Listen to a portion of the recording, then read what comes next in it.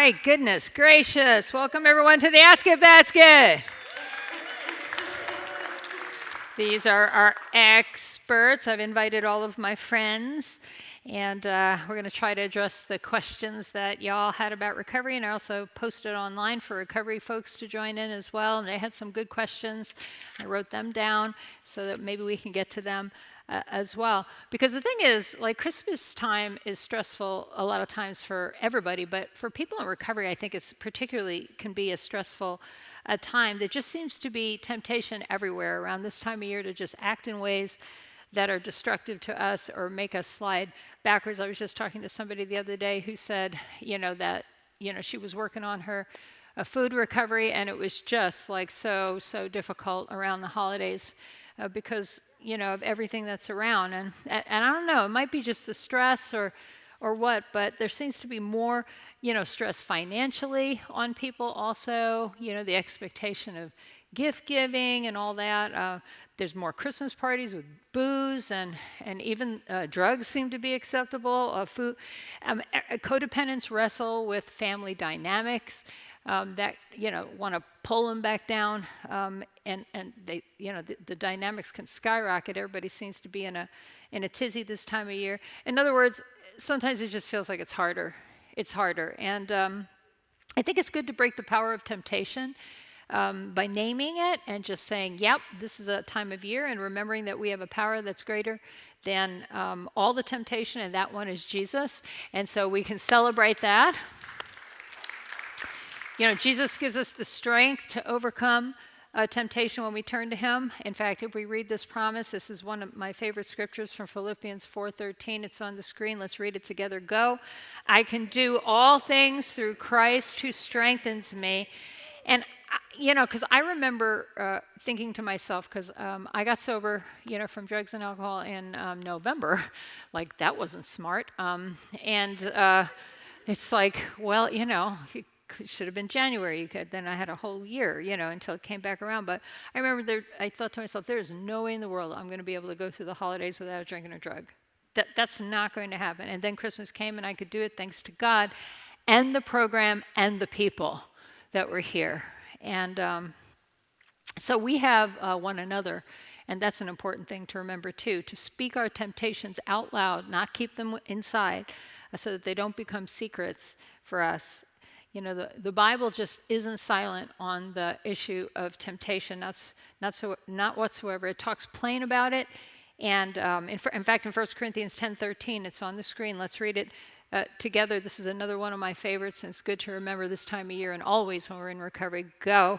No temptation has overtaken you that is not common to man. God is faithful, and he will not let you be tempted beyond your ability.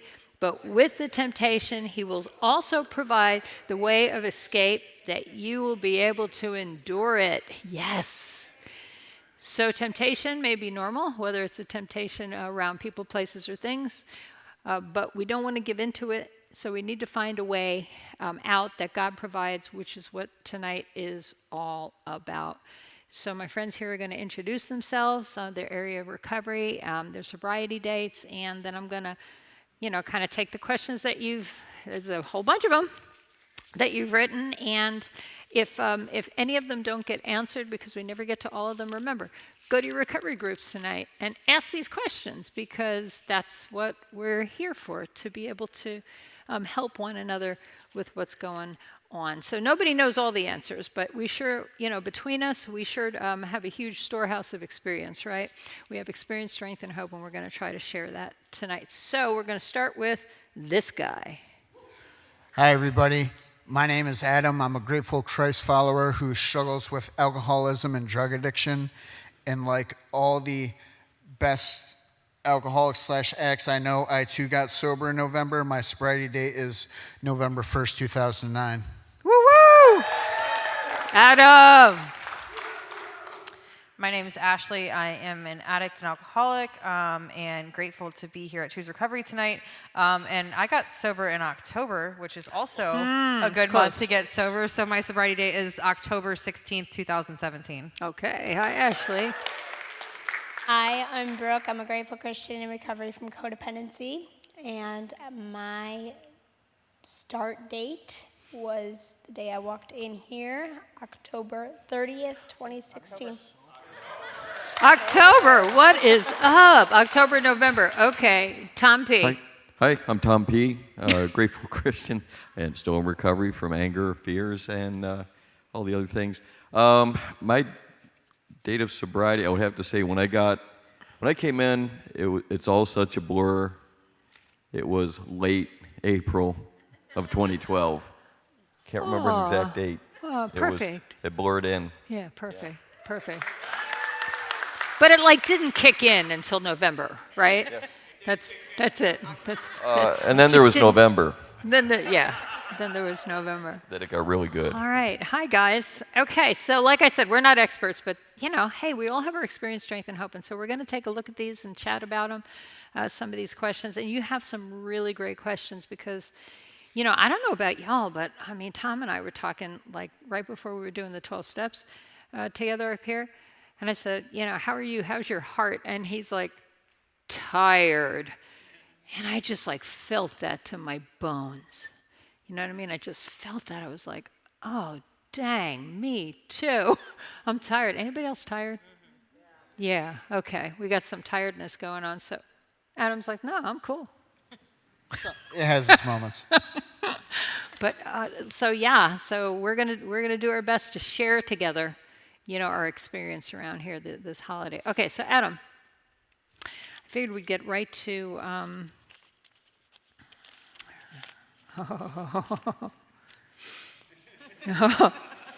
Okay, all right. That's a good one. I'll let you in a minute. Just give me a minute. Okay. All right. How about this? In fact, I'm not going to ask Adam. Sorry, dear. After all the anxiety. Yes. Shuffling. Yes. After all the shuffling, it's not happening. Brooke. Somebody asked, what's the best strategy for enforcing boundaries with family members that are addicts during the holidays? Oh, What's the best strategy for enforcing boundaries with See, these are real, right? Yeah. Boundaries are hard, just as a codependent and as basically anybody that works the program. Boundaries are hard, and they're especially difficult around the holidays because I think, at least for me, I come into the holidays with expectations of everything that's supposed to happen and everything's supposed to be perfect. Cookies are baked and the tree looks perfect and you have enough money to buy everybody you could possibly think of a gift, and you have all of that, but then reality sets in. And then you have to sit there and think to yourself, I don't have to do everything. I don't have to set those unrealistic expectations on myself, and I don't have to accept unrealistic expectations that others put on me. So I'm only one person, and I can only do what I can do. And that is what I live by, especially during the holidays. Expectations, that's a good word. Anybody have any, can relate to that? Absolutely, the expectations around the holidays. Thank you for that, Brooke. Okay, Adam, I know, with all the anxiety. No pressure. Where is it? Why can't I find his? Okay. How do you keep from celebrating with drugs and alcohol during the holidays, and how about going to parties where people might be pressuring you to drink and with other people who are drinking? How can you deal with that around the holidays? For starters, how I deal with it around the holidays, same as every other day, keeping my program strong, my sobriety based on my spiritual condition, plan my day around a meeting, read some literature, communicate with another person in recovery, and ask God for help in the morning and saying thank you at night. Beyond that, as far as the particular holidays go, or any event that drugs and or alcohol might be more prevalent than where I go on a regular basis. First of all, I don't have to go. I don't care whose party it is. I do not have to go if it is not beneficial to me in my life, regardless of their hurt feelings, whatever the case may be, family or not, significant others, family or not. And if they don't understand, thank you, or respect that. I mean, maybe, at times this program has to be selfish when it comes to your sobriety, your serenity, and your well-being. Now, if I choose to go somewhere that I would consider a risky situation, first, I would check my spiritual condition that day. If my spiritual condition, if I feel off in any way, shape, or form, I'm not going. If I do choose to go, I'm going to provide my own transportation. So whenever I feel like I need to leave, I'm leaving. I'm going to bring another like-minded person in recovery with me to be there that will be supportive. And if I don't have that, chances are I'm not going either. You know what I mean? It is what it is. I mean, you got to take care of yourself. And things like this are prevalent. I know a personal story from my past, and it was at a work function that alcohol wasn't even allowed to be present at, and I ended up sitting next to my old drunk self, and I was just like, oh my God, this is terrible, you know what I mean? But that wasn't permanent, and you're not trapped anywhere, and now more than ever, the more dangerous the situation, the more you have to put yourself first.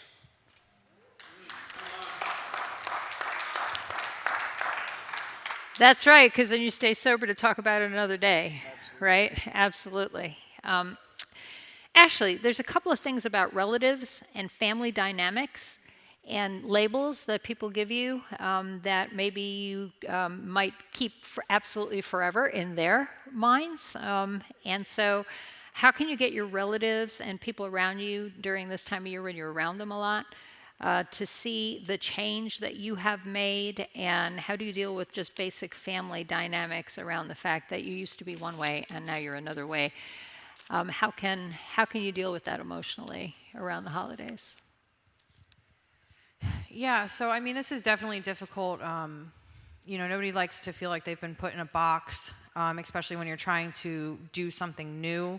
That can be a difficult feeling to deal with, especially with family, because I don't know about you guys, but for my family, it's like tensions run high sometimes. We've known each other for so long. We're so invested in each other's lives that it can make things a little bit difficult. As far as the labels and different things like that go, and how can you get your family to do this or that? I mean, you really can't get anybody to do anything, honestly. And the only thing I found that works is living a life that shows a change. That works. And, typically, I mean, I can't even tell you the countless amount of stories I've had where the one difficult family member ended up eventually needing my help in something because their best friend's son is an addict, or, their own kid became an addict, and different things like that. I mean, honestly, this is kind of just part of that amends process, is continuing to show up and show a changed person, because I don't know who needs to see that. And I've seen that transform different people's lives in my families and families of people close to me. Just because I'm around, and it's like, holy crap. Like, the good news is your family really knew you before, so you won't need to have changed that much for them to really notice the difference. Because if, you were like me before, it was like, if I, showed up, that was different. Because I didn't show up before, and if I didn't like get drunk before everybody else, that was different. I really didn't have to put this pressure on myself to be like this like light-giving being. It was just, I had to show up, and that was a big thing, and I just had to be there and be changed. But I try not to put a lot of pressure on myself. I'm blessed with a family that doesn't give me a lot of trouble, but I do have other people in my life that kind of try to keep me in that box.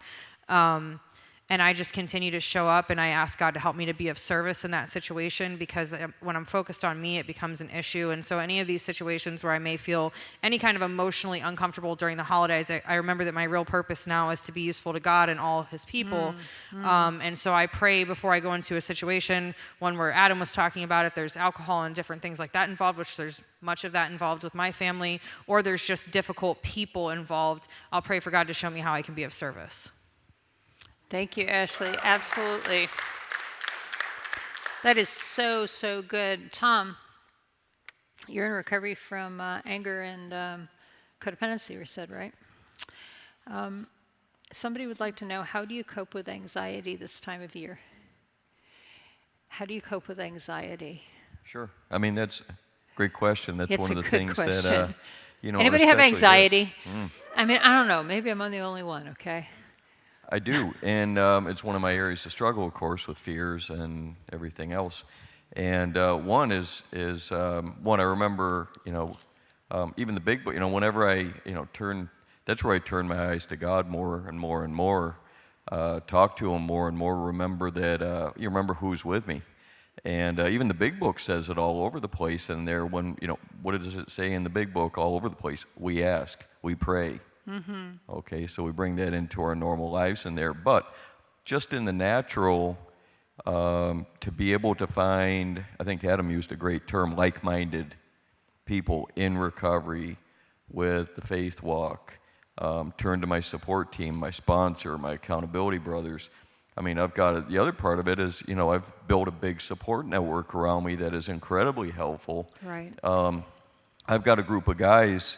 5 of us have been together in a prayer and share group together doing life for over 12 years. We meet every week. We've also, I've got meetings. I've got the church that I can tie into. And, let's not forget our program. I turn to the steps all day, every day. And which one do I work? Yes. That's right. That's right.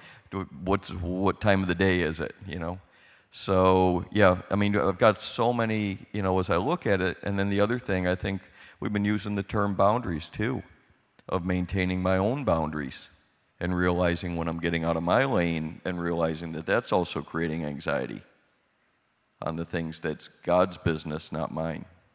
And I need to get that back and remember where my lane is. And that's just a few of them. I know our time's short. These are good ideas. These are good tools in our toolbox around this time of year and always in recovery. Thank you, Tom, very much for that. Okay, somebody wants to know, is the drum player single? And I hope it's Ashley who wants to know that. Because is this yours? I was looking for a funny one. Adam asked me to ask a question. And Yeah, Ashley just got this blank look, and it's like, no, I didn't ask that. Now she wants to know, okay, is the drum player single? He is not. Let's be perfectly clear. Kyle, so remember that. You're not single. Okay, Ashley says that.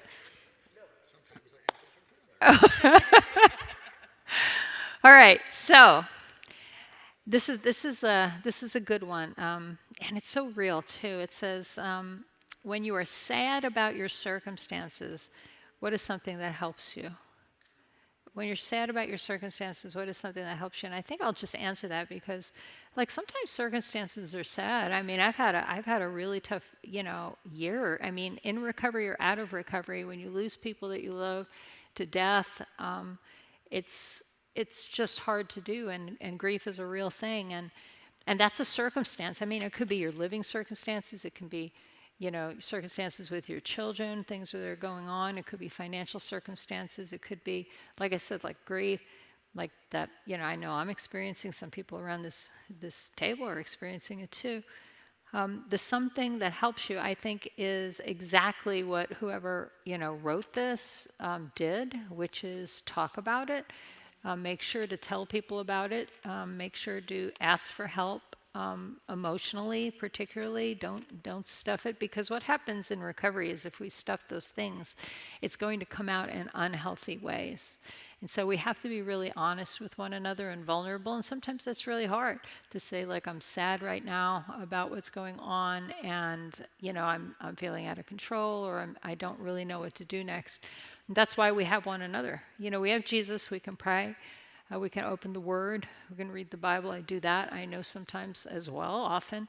But there's just something about talking to somebody who kind of understands what you're going through. I've always learned in the program that a problem shared is a problem cut in half. And maybe it's still a problem, but at least it's only a half of it. And together we can bear each other's burdens that way. So hopefully that's helpful to whoever asked that question. We had a couple of questions about the program in general, about working the steps. Adam, would you like to talk about working the steps? Somebody said, what do you do when you're stuck on a step? 1 through 12, whatever step you're stuck on. How long should it take for me to be getting through these steps? These 12 steps of recovery. Well, there's no exact guideline or time frame for passage through the steps. The steps are an ongoing process. But for each individual step, certainly the first run through them, your sponsor can definitely help you with that. And for me, the hardest part about every step is thinking about it beforehand. I'm huge, I'm always the one that's getting in my own way. So I'm usually my biggest obstacle with those things. And the easiest way to get it done is to start it, But in the immediate time frame, that's something you can address with your sponsor. I mean, I was a late starter in step work in recovery for sure, but I struggled and suffered through that, but not enough to relapse, thankfully. You know what I mean? But it comes when it comes, and they seem to find me when I was truly ready and when I needed it.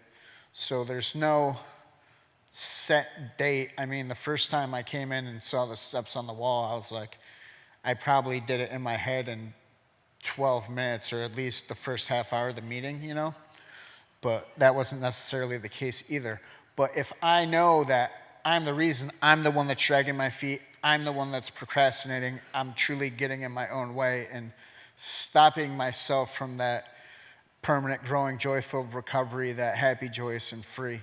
So there is no exact timeline, but how long do you want to feel like you're feeling right now? And what step are you on today?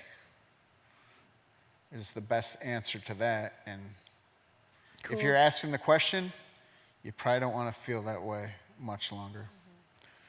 Thank you, Adam. I think that's really good because